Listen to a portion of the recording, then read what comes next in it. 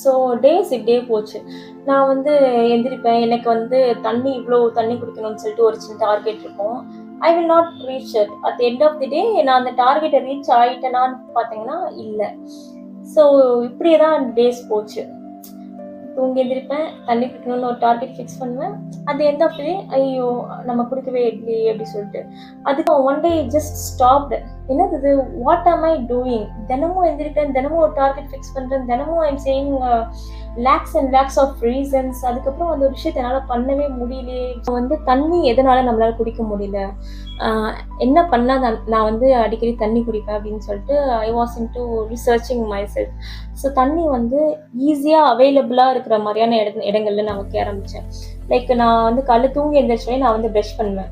So brush பண்ணிட்டு வர அந்த ஒரு பாத்வேல நான் நைட்டே வந்து 2 லிட்டர் வாட்டர் பாட்டில் ஒன்று வாங்கி அதுக்குன்னே வாங்கி தண்ணி ஃபில் பண்ணி அந்த இடத்துல நான் வந்து வச்சிருவேன். ஸோ ப்ரஷ் பண்ணி முடிச்ச உடனே என்னால் முடிஞ்ச அளவுக்கு கொஞ்சம் தண்ணி குடிப்பேன்.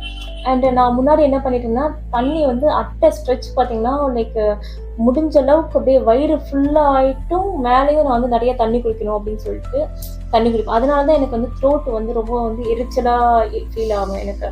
சரின்னு சொல்லிட்டு அது ஒரு ப்ராப்பரான ஒரு இன்டர்வல் டைம் கேப் விட்டுட்டு அதுக்கப்புறம் நம்ம தண்ணி குடிக்கணும் அப்படின்னு சொல்லிட்டு அந்த பேட்டர்னையும் நான் வந்து சேஞ்ச் பண்ணேன். லைக் ஒரேடியா இஷ்டத்துக்கு நிறைய தண்ணி குடிக்காம கொஞ்சம் கொஞ்சமா தண்ணி, கொஞ்சம் டைம் இடைவேளை விட்டு விட்டு நம்ம வந்து தண்ணி குடிக்கணும்னு சொல்லிட்டு சரி ஓகே அப்படின்னு சொல்லிட்டு